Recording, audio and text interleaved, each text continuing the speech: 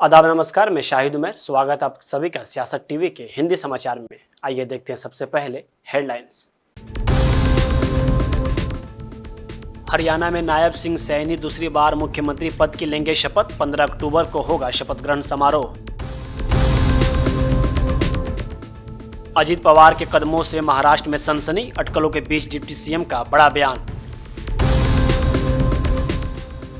National conference अध्यक्ष फारूक अब्दुल्ला का बड़ा बयान, कहा आर्टिकल 370 की बहाली में लगेगा समय।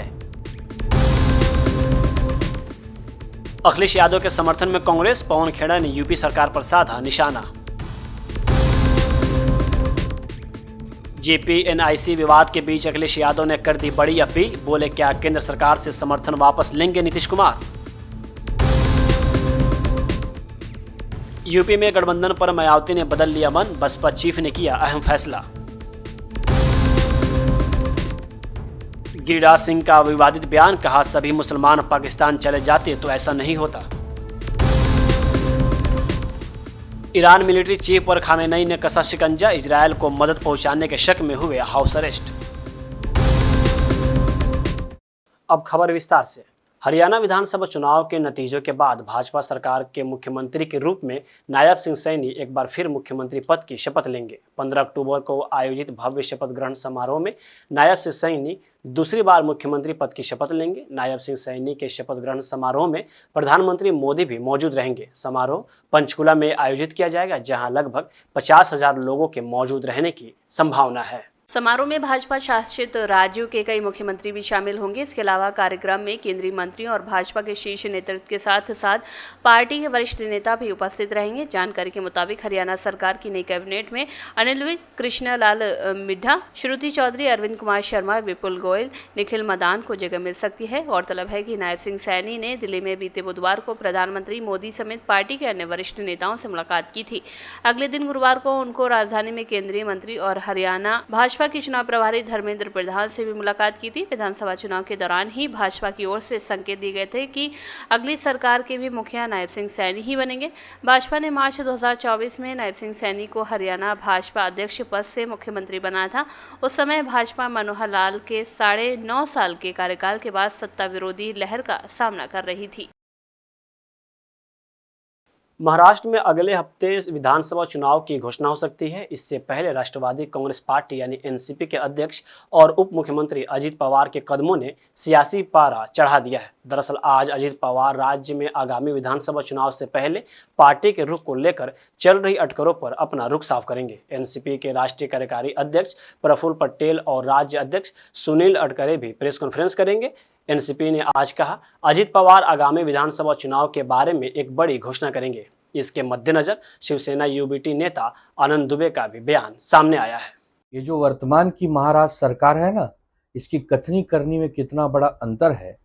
एक तरफ देवेंद्र फडणवीस जी कह रहे हैं कि जो मुसलमान मतदाता हैं उन्होंने वोट जिहाद किया, जो मुसलमान जातियां हैं उसमें लव जिहाद करवाती हैं, और दूसरी तरफ जो मदरसों में शिक्षक पढ़ाते हैं उनके वेतन पहले 6,000 थे, अब उसको बढ़ाकर 16,000 कर दिया गया है।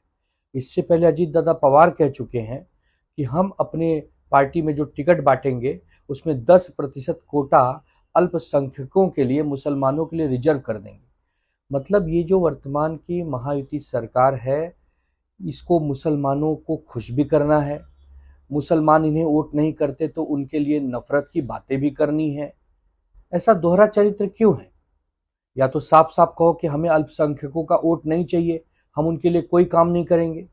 दूसरी तरफ उनको टिकट भी देना है, उनके वेतन को भी 6,000 से बढ़ाकर 16,000 करना है, और उनको गालियां भी बकनी है, उनको अपशब्द भी कहना है, उनको वोट जिहादी भी कहना है।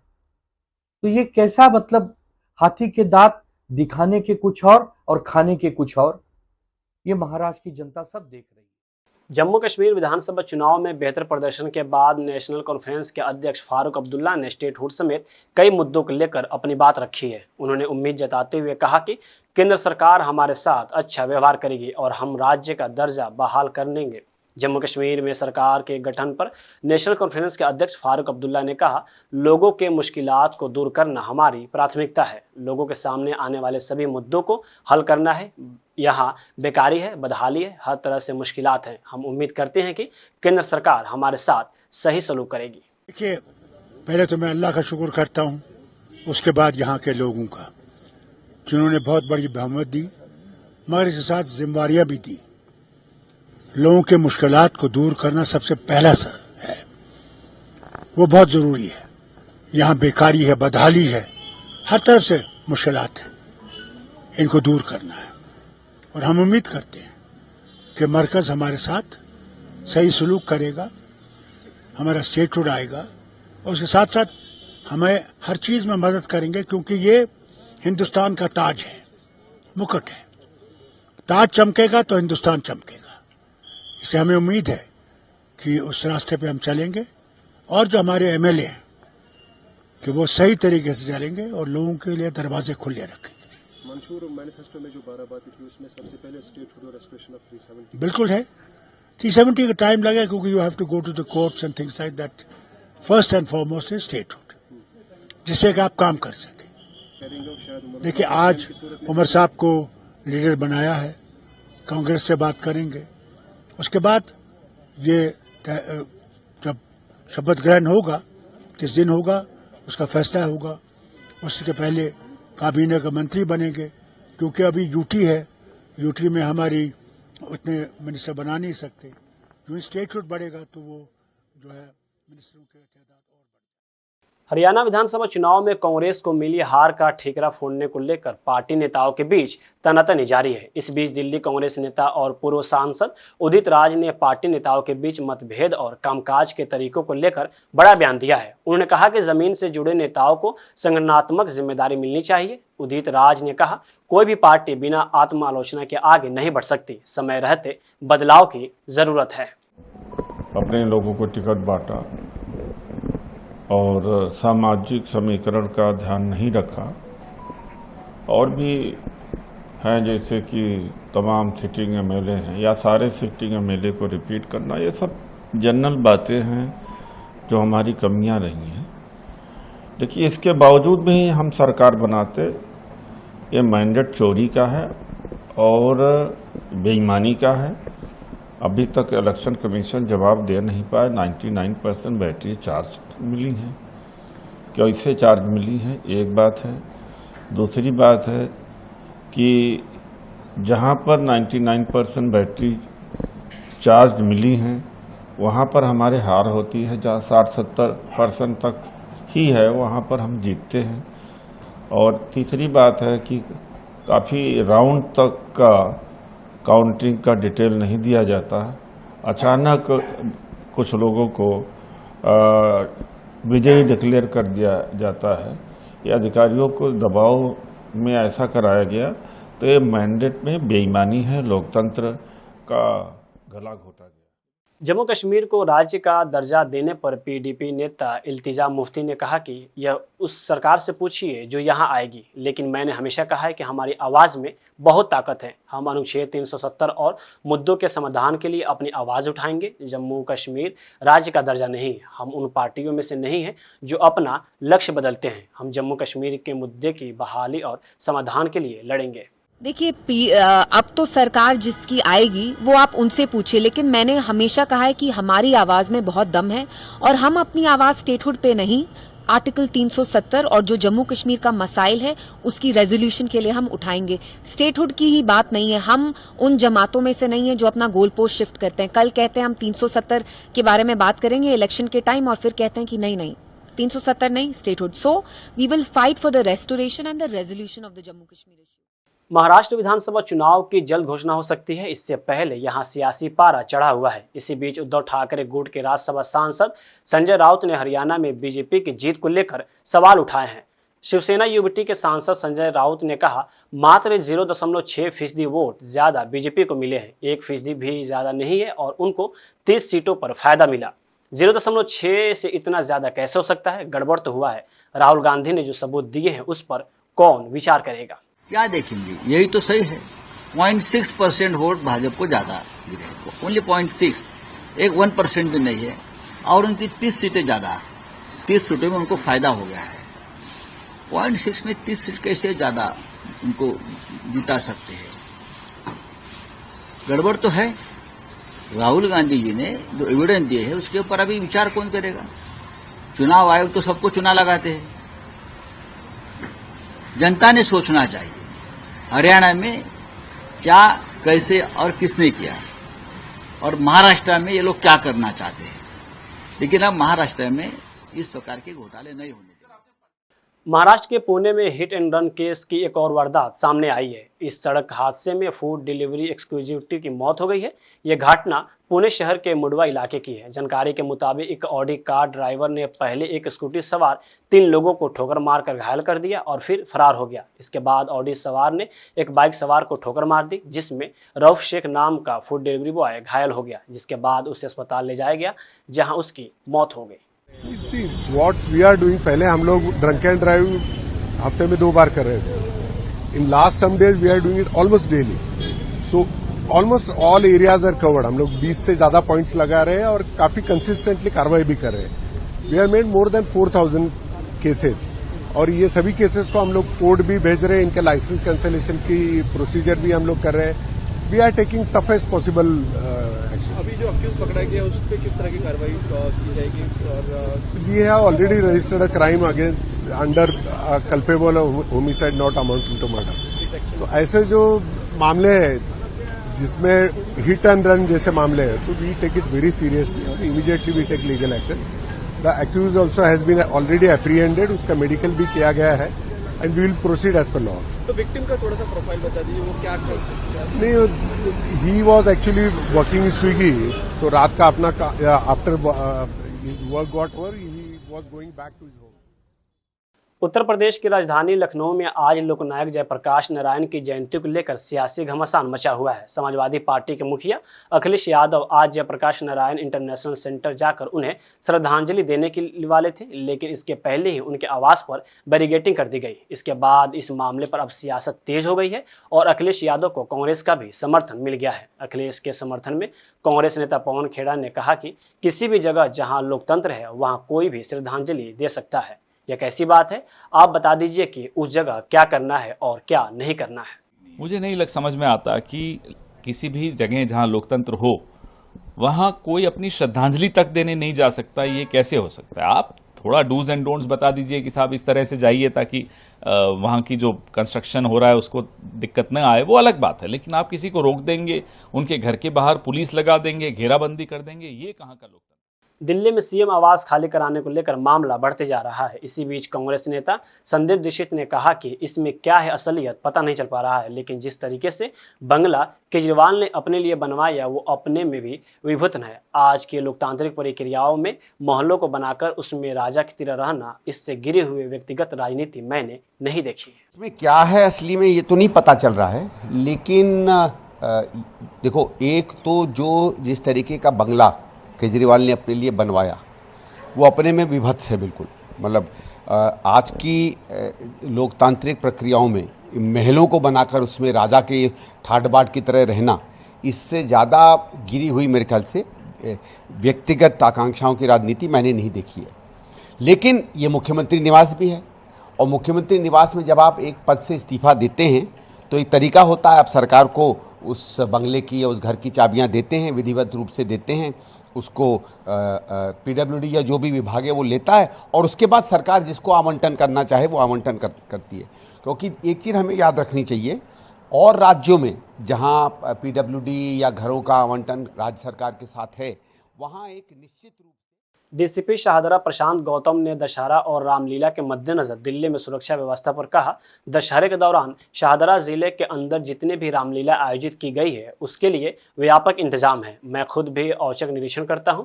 इस संबंध में हमें पुलिस मुख्यालय की ओर से अतिरिक्त बल भी दिया गया है। ड्रोन का इस्तेमाल किया जा रहा है। ड्रोन से हम वीडियो बनाते हैं और समय समय पर जाँच करते हैं। इससे हमें यह फायदा होता है कि एक ही बार में हम रामलीला और उसके आसपास के क्षेत्र को देख पाते हैं। दशहरे में हमारी शाहदरा जिले के अंदर जितनी भी हमारी रामलीलाएं हो रही हैं उसके अंदर व्यापक इंतज़ाम है। हमने उसके लिए अरेंजमेंट्स निकाल रखे हैं। जो भी हमारे ऑफिसर्स हैं, field level SHOs, additional SHOs और एसीपी, उनको ये हिदायत है कि वो वहीं पर रहेंगे जब तक रामलीला चलेगी और सारे सुरक्षा इंतज़ाम को देखते रहेंगे। मैं खुद भी चक्कर लगाता हूं और औचक निरीक्षण करता हूं इन जगहों का जाकर। हमारे को इस संबंध में पुलिस हेडक्वार्टर्स की तरफ से एडिशनल फोर्स भी दी गई है। जहां एक तरफ हरियाणा विधानसभा चुनाव में भाजपा को बहुमत मिला तो वहीं कांग्रेस को हार का सामना करना पड़ा। कांग्रेस की हार के बाद लगातार पार्टी को आलोचनाओं का सामना करना पड़ रहा है। आम आदमी पार्टी का कहना है कि हरियाणा विधानसभा चुनाव में कई स्तरों पर राजनीतिक चूक हुई है और कांग्रेस को इसकी समीक्षा करनी चाहिए। जम्मू कश्मीर में नेशनल कॉन्फ्रेंस और कांग्रेस ने मिलकर चुनाव लड़ा और जीत हासिल की। अगर हरियाणा में भी ऐसा ही होता तो आज वहां पे नतीजे कुछ और होते। देखिए, कई स्तर पर रणनीतिक चूक हुई है जिसकी समीक्षा कांग्रेस पार्टी को करनी चाहिए। अगर आप जम्मू कश्मीर का चुनाव देखें तो वहां पर इंडिया अलायंस लड़ा, नेशनल कॉन्फ्रेंस और कांग्रेस पार्टी एक साथ लड़ी और प्रचंड बहुमत से वहां पर जीते वो लोग। अगर यही प्रयोग हरियाणा में होता और जो हमारी जानकारी है कि कांग्रेस पार्टी का केंद्रीय नेतृत्व भी यही चाह रहा था कि गठबंधन में चुनाव लड़ा जाए, फिर कैसे स्टेट लीडरशिप ने उन फैसलों को बदल दिया और बगैर गठबंधन के वहाँ पे चुनाव में गए। ना आम आदमी पार्टी के साथ गठबंधन किया, ना समाजवादी पार्टी के साथ गठबंधन किया। भाई, आप 90 सीटों पे लड़े, आपकी 35 सीटें आई। आप 80 पे लड़ लेते, 85 पे लड़ लेते, 5-6 सीटें गठबंधन के लोगों को दे देते। आज 70 सीटें आती हैं हरियाणा में। अगर अरविंद केजरीवाल जी कांग्रेस के लिए प्रचार करते या इंडिया गठबंधन के दलों के लिए प्रचार करते हरियाणा के अंदर, एक अलग वातावरण बनता। उत्तर प्रदेश की राजधानी लखनऊ में स्थित जेपीएनआईसी मामले के बीच समाजवादी पार्टी के राष्ट्रीय अध्यक्ष अखिलेश यादव ने बिहार के सीएम नीतीश कुमार से बड़ी अपील की है। उन्होंने कहा कि नीतीश कुमार भी जेपी आंदोलन से आते हैं, जिसने देश में आंदोलन किया। वो भी यह देख रहे होंगे। उन्हें चाहिए कि जो लोग जेपी की जयंती नहीं मनाने दे रहे हैं उनसे समर्थन वापस ले लें। अगर जय प्लस सुरक्षा में हमें खतरा है तो हमें सुरक्षा के साथ ले जाना चाहिए था। ये जो सुरक्षा हमें रोकने में लगाई है, यही सुरक्षा दी जा सकती थी वहां पहुंचाने में। और सफाई से लेकर के उसकी देखभाल का इंतजाम किसी का था तो सरकार का था। इन भारतीय जनता पार्टी के हाथों में विनाशकारी रेखा है। इनके चेहरे पे विनाशकारी भाव दिखाई देता है। ये विनाशकारी लोग हैं, कभी बना नहीं सकते हैं, बिगाड़ सकते हैं। इनका चेहरा देखो, इनका भाव विनाशकारी है, इसीलिए हम लोगों को रोकने का काम कर रहे हैं लोग। कांग्रेस के प्रदेश अध्यक्ष अजय राय ने कहा कि सरकार की मंशा अच्छी नहीं है। पिछले साल भी इस तरीके की चीजें की गई थी और इस बार भी फिर से इस तरह की चीजें आ रही हैं। मुझे लगता है कि वे लोग जो इस संस्थानों को ध्वस्त करना या किसी न किसी बड़े व्यापारी को बेचने की तैयारी में होंगे, तभी यह सारी चीजें कर रहे हैं। वही सपा अध्यक्ष अखिलेश यादव के आवास के बाहर बैरिकेडिंग और पुलिस बल की तैनाती पर भी उन्होंने कहा, निश्चित तौर पर यह सरकार पूरी तरह से तानाशाह है, तानाशाही तरीके से व्यवहार कर रही है। इस देश के महापुरुष जिन्होंने इस देश के लिए काम किया, अगर कोई उन्हें पुष्पांजलि देना चाहता है तो सरकार को तो सुविधा देनी चाहिए। सरकार का यह रवैया अच्छा नहीं है। ये सरकार की मंशा अच्छी नहीं है। आप पहले भी देखे हैं, पिछले साल भी इसी तरीके की चीजें की गई थी और गेट बंद करके रोका गया था। इस बार भी आज जो चीजें सामने आ रही हैं कि पूरी तरीके से उसको ढक दिया जा रहा है, तो मुझे लगता है कि ये जैसे इन्होंने बनारस में सर्व सेवा संघ को ध्वस्त किया और एक अच्छी खासी जगह को बर्बाद किया बनारस में, इसी प्रकार ये आज जयप्रकाश नारायण जी की आज जयंती है। मुझे लगता है कि शायद उस स्थान को भी पूरी तरीके से ये ध्वस्त करने के लिए और किसी न किसी बड़े व्यापारी को बेचने की तैयारी में होंगे। इस नाते ये सारी चीजें कर रहे हैं। निश्चित तौर से ये सरकार पूरी तरीके से। हरियाणा और जम्मू कश्मीर चुनाव के बाद सभी की नजर देश के बड़े राज्य के चुनाव पर टिकी हुई है। इसी बीच उत्तर प्रदेश की 10 विधानसभा सीटों पर किसी भी पल चुनाव की घोषणा हो सकती है। चुनाव आयोग ने बेशक अभी तक उपचुनाव की तारीखों का ऐलान नहीं किया, मगर मायावती की पार्टी बसपा ने चुनावों में मद्देनजर बड़ा फैसला लिया है। खबरों की माने तो मायावती ने किसी भी पार्टी के साथ गठबंधन न करने का ऐलान किया है। सूत्रों के मुताबिक मायावती ने किसी भी चुनाव में गठबंधन न करने का फैसला किया है। यूपी उपचुनाव के बाद होने वाले चुनाव में बीएसपी पार्टी के साथ गठबंधन नहीं करेगी। यही नहीं, बसपा एनडीए और इंडिया गठबंधन का भी हिस्सा नहीं बनेगी। मायावती ने दोनों बड़े गुटों से दूरी बनाने की घोषणा की है। मायावती के इस फैसले के पीछे आखिर क्या वजह हो सकती है? सूत्रों की माने तो बसपा के बिखरते वोट बैंक को समेटने के लिए मायावती ने ये बड़ा दांव चला है। मायावती का मानना है कि दूसरे दलों से गठबंधन करने पर बसपा का वोट अन्य दलों को मिल जाता है, इससे लोग बसपा को समर्थन नहीं दे पाते। बता दें कि यूपी में वापसी के लिए बसपा ने कई तरकीबें आजमाई हैं। अखिलेश यादव संग गठबंधन करने से लेकर अकेले लोकसभा चुनाव लड़ने तक मायावती की हर तरकीब लगभग फेल हो चुकी है। आम चुनाव के साथ साथ यूपी विधानसभा चुनाव में भी बसपा की परफॉर्मेंस गिरती नजर आ रही है। फिर इसे पटरी पर लाने के लिए मायावती ने नया दांव चला है, जिससे लोग फिर से बसपा पर भरोसा कर सकेंगे। केंद्रीय कपड़ा मंत्री और सांसद गिरिराज सिंह ने एक विवादित बयान देते हुए कहा है कि 18 अक्टूबर से हिंदू स्वाभिमान यात्रा निकालने जा रहे हैं। यात्रा का पहला चरण भागलपुर से शुरू होगा। मुस्लिम बहुल सीमांचल में भी यात्रा जाएंगी। पहला चरण 22 तारीख को किशनगंज में समाप्त होगा। गिरिराज सिंह ने कहा कि धर्म के नाम पर लोग बट गए हैं। मुसलमान पाकिस्तान चले गए, हिंदुओं को हिंदुस्तान मिल गया। आज़ादी के समय सभी मुस्लिम पाकिस्तान चले गए होते तो आज ये नौबत नहीं आती कि हमारे जुलूस पर पत्थर, तलवार और गोली चले।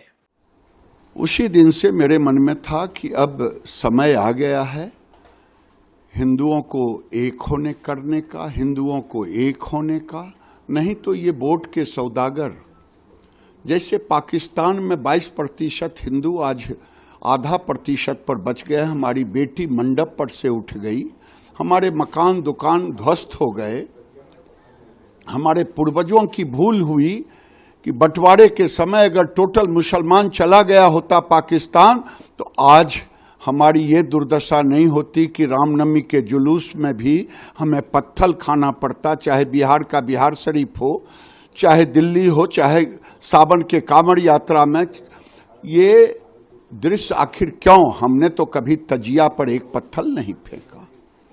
हम उसी लिए संगठित हिंदू, सशक्त हिंदू, बटोगे तो कटोगे, यही संवाद करने जा रहे हैं। भोपाल में ड्रग्स की फैक्ट्री का खुलासा होने के बाद कांग्रेस बीजेपी पर हमलावर है। प्रदेश अध्यक्ष जीतू पटवारी ने मामले में प्रधानमंत्री नरेंद्र मोदी से जवाब मांगा। उन्होंने कहा कि प्रधानमंत्री मोदी को बताना चाहिए कि कौन युवा पीढ़ी को नशे की जद में धकेल रहा है। उन्होंने कहा, आज मध्य प्रदेश की स्थिति क्या है? क्या एक स्टिंग हुआ था जिसमें बताया गया कि मध्य प्रदेश में सरलता से नशे मिल रहे हैं, तो क्या इसका मतलब उड़ता पंजाब के बाद अब उड़ता मध्य प्रदेश होगा? अकेले नहीं, हमने वीडियो बताया। ये बीजेपी के लोग भी यही कह रहे हैं। वर्तमान मंत्री, वर्तमान विधायक, पूर्व मंत्री, पूर्व विधायक सब इसी काम पे लगे हैं।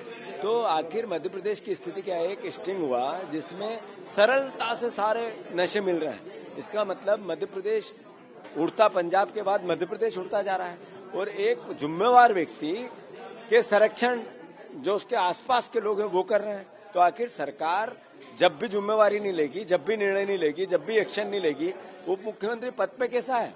अगर देश के प्रधानमंत्री हरियाणा में भाषण कर रहे थे तो उनको मध्य प्रदेश नहीं दिख रहा था? देश के प्रधानमंत्री को अब निर्णय नहीं लेना चाहिए?